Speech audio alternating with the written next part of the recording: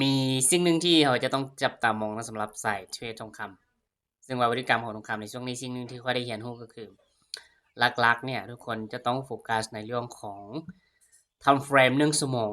และก็30นาทีระหว่าง15หา1ชั่วโมงเป็นหลักเพราะว่าทองคำช่วงนี้เนี่ยมันจะมีจังหวะที่อันว่า overbought หรือว่าจังหวะที่มีการซื้อหุ้นแฮงเกินไปแล้วในเมื่อที่มันมีการซื้อหุ้นแฮงเกินไปและมันจะมีการทุบลงมาย่างหุ้นแฮงในบางจังหวะอย่างเช่นพฤติกรรมของกราฟทองคำมักจะลินแบบนี้เนาะยกตัวอย่างว่างานนี้จะเป็นทำเฟรม1ชั่วโมงหรือว่า30นาทีระหว่าง1ชั่วโมง15นาทีหรือว่า30นาทีมันจะเป็นแบบนี้ก็จะยกตัวอย่างว่าทำเฟรม115นาทีเนาะมันจะเกิดเป็นเทรนด์เกิดขึ้นแบบนี้เกิดเป็นเทรนด์เกิดขึ้นแบบนี้แล้วก็บอสแบบนี้ไปอย่างต่อเนื่องและมันก็จะเกิดการโอเวอร์บอทแบบนี้ไปแล้วถ้าหากว่าไผ่ที่แบบมาซื้อเถียวๆแต่ละโซนเนี่ยมันแน่นอนอยู่ว่ามันก็ขึ้นอยู่ต่อเนื่องมันจะขึ้นไปเป็นรูปแบบนี้แล้วมันจะทุบลงมาแห้งๆแบบหนึ่งแบบนี้แล้วมันจึงค่อยๆขึ้นไปแบบนี้ขึ้นไปแบบนี้ขึ้นไปแบบนี้จังว่าโอเวอร์บอทคือกันและจะทุบลงมาแห้งแบบหนึ่งแบบนี้เนาะฉะนั้นเนี่ยถ้าหากว่าไผ่ที่แบบต้องการที่จะเทรดราคาที่ดีที่สุดก็คือ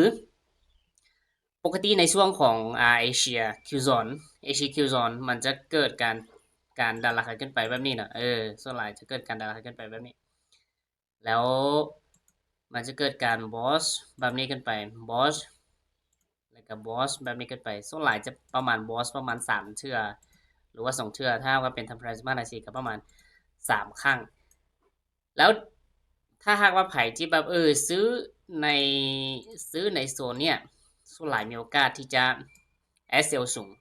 เพราะว่าเวลาที่กราฟลงมาเนี่ยสิ่งที่กราฟเฮดก็คือเวลาที่มันลงมาเนี่ยมันจะมากับตัวในโซนของดีมานยูรุมมันจะลงมากับตัวของโซนดีมานยูรุมเป็นแบบนั้นเนาะค่อนข้างที่จะเป็นแบบนั้นอย่างเช่นพฤติกรรมของกับทองคำสิ่งที่มันมักเฮ็ดในช่วงนี้ในเมื่อที่มันมีการซื้อหลายกันไปถ้าหากว่าเราเก็บสั้นสัก500จุดบ1,000จุดกับมีโอกาสเป็นไปได้แต่ว่าถ้าเราเก็บดนหรือว่าถ้าหากว่าเราเห็นว่ามันมีการโอเวอร์บอทหรือว่ามันมีการซื้อที่แบบมหาศาลของก็ควรที่จะเข้าพฤติกรรมทองคำช่วงนี้มักจะเกิดแบบนี้เนาะขึ้นไปเทรนขาดขึ้นไปอย่างต่อเนื่องแล้วก็แบบนี้แล้วก็ทุบลงมาแห่งบัดหนึ่งแบบนี้แล้วจึงค่อยๆขึ้นไปแบบนี้ค่อยๆขึ้นไปแบบนี้ขึ้นไปแบบนี้แล้วก็ทุบลงมาแห่งบัดหนึ่งแล้วก็ค่อยๆขึ้นไปแบบนี้อ่าฉะนั้นเนี่ยช่วงนี้นี่ค่อยในเมื่อที่ค่อยเห็นจังหวะแล้วค่อยจะบ่ค่อยที่จะในเมื่อที่มันขึ้นไปแบบโอเวอร์บอทนะยกตัวอย่างว่ามันทะลุกรอบนี้ขึ้นไปเนาะในเมื่อที่มันทะลุกรอบนี้ขึ้นไปละอยู่ระหว่างนี้ค่อยจะบ่ค่อยกล้าซื้อตามละเพราะว่ามันมีโอกาสสูงที่จะทุบลงมากิน SL มีโอกาสสูงที่จะทุบลงมากิน SL แต่ว่าการที่ค่อยจะรอซื้อเนี่ยค่อยจะรอให้มันทุบ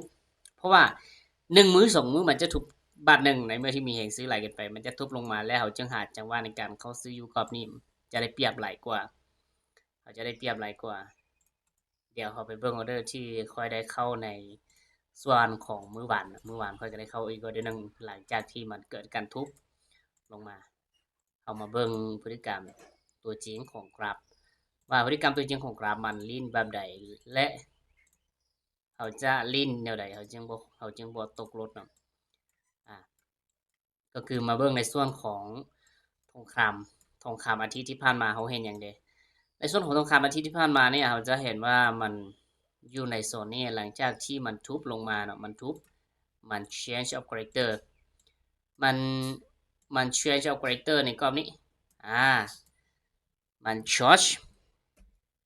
ลงมามัน short ลงมาและมันก็ทำการ boss ลงมาในเมื่อที่มันช็อตลงมาแล้วมันก็ทำการบอสลงมาและมันมากับตัวอยู่ในโซนใดมันมากับตัวอยู่ในโซนของดีมานกรอบนี้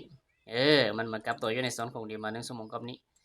แล้วก็เบรกขึ้นไปค่อยๆเบรกขึ้นไปกรอบนี้จะเป็นการ ช็อตจะเป็นการช็อตละกันจะเป็นการช็อตของทำเฟรม1 ชั่วโมงเช่นกันแล้วอ่าโซนที่มันช็อคไปและดีมานที่มันก็ไว้ก็คือโซนนี้แต่มันบ่ได้ลงมาครับแล้วมันก็ขึ้นไปเนาะเขาย่อมาเที่ยวทำเฟรม30 นาทีแล้วก็15 นาทีเขาจะเห็นว่าทำเฟรม15 นาทีเนี่ยเวลาที่มันขึ้นไปเนาะเวลาที่มันขึ้นไปมันได้ทำการบอสกรอบนี้บอสของทำเฟรม15 นาทีขึ้นไปแล้วดีมานที่มันก็ให้เกิดการบอสก็คือดีมานกรอบนี้ที่เป็นดีมานวิกละกันเป็นดีมานวิกหรือว่าไซส์ของดีมานทำเฟรม15 นาทีแล้วมันก็หลังจากที่มันขึ้นไปค่อยๆเชื่อว่าหลายๆคนเนี่ยจะซื้อตามอยู่ในกรอบนี้แต่ค่อยโฟกัสซื้อตามเพราะว่ามันเป็นการขึ้นที่แบบโอเวอร์บอร์ดแล้วนะ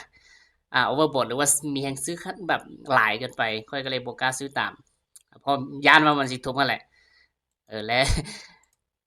พอคิดแค่นั้นแหละมันทุบจริงๆพอคิดแค่นั้นมันทุบจริงๆและหลังจากที่มันทุบปุ๊บเนาะหลังจากที่มันทุบหุ้นแหงเกือบว่าโซนนี้ลงมาถือว่า 8,000 กว่าจุดเนาะ 8,000 กว่าจุดแล้วมันลงมากับตัวอยู่ในโซนนี่แหละและสาเหตุที่ค่อยเข้าได้อยู่ในกรอบนี้ก็คือจริงๆค่อยไม่ได้เข้าอยู่ในโซนนี้แต่ว่าหลังจากที่มันลงมาหาดีมานวิกกรอบนี้ปุ๊บเนาะลงมาหาไซส์เทียนของดีมาน15 นาทีกรอบนี้ปุ๊บสิ่งที่ค่อยสังเกตคือค่อยสังเกตเห็นว่าในไทม์เฟรม5 นาทีมันลงมาปุ๊บแสดงว่าดีมานกรอบนี้สามารถที่จะหาได้และมันค่อยๆทยอยขึ้นไปมันเกิดการ change of character ในกรอบไทม์เฟรม3 นาทีประมาณทำเฟรม3 นาทีหลักๆแล้วอยู่ในโซนนี้เขาจะมองว่าเป็น liquidity เนาะระบบที่เขาช่วยนะเขาจะมองว่าเป็น liquidity และโซนยูรุมเนี่ยยูรุมโซนที่เขาจะเข้ามันจะมี2 โซนก็คือ1จะเป็นโซน demand flip โซนกรอบนี้และ2มันจะเป็น average โซนนี้เนาะและค่อยวาง pending order อยู่ในโซนนี้ระหว่างราคา4099กับ4100และค่อยกับวางออเดอร์อยู่กรอบนี้นี่คือแผนของเมื่อวานและค่อยก็ถือไปและ TP ที่1เนี่ย TP ที่1ก็คือ TP ไปแล้ว TP ที่2ก็คือในโซนราคา4205 TP ที่3จะอยู่ในโซนราคา4241และค่อยมองว่ามันมีโอกาสที่จะทยอยขึ้นไปเนาะมันมีโอกาสที่จะทยอยขึ้นไปแบบนี้ยังเซนขึ้นไปแบบนี้แล้วก็ทุบลงมาอีกบันหนึ่งประมาณนี้แล้วก็ไปต่อแบบนี้อันนี้คือพฤติกรรมทองคำมาเบิ่งกันว่ามันจะลิ้นที่ค่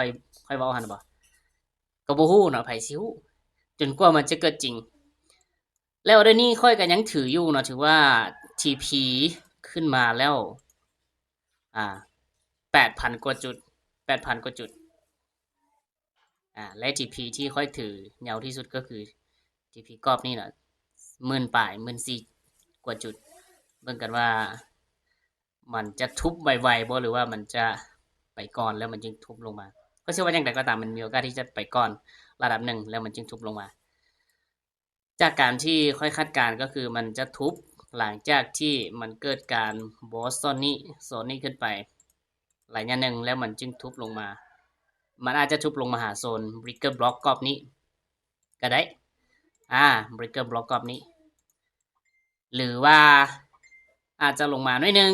หรือว่าอาจจะลงมาบ่ฮอดก็ได้อันนี้คือการสันนิษฐาน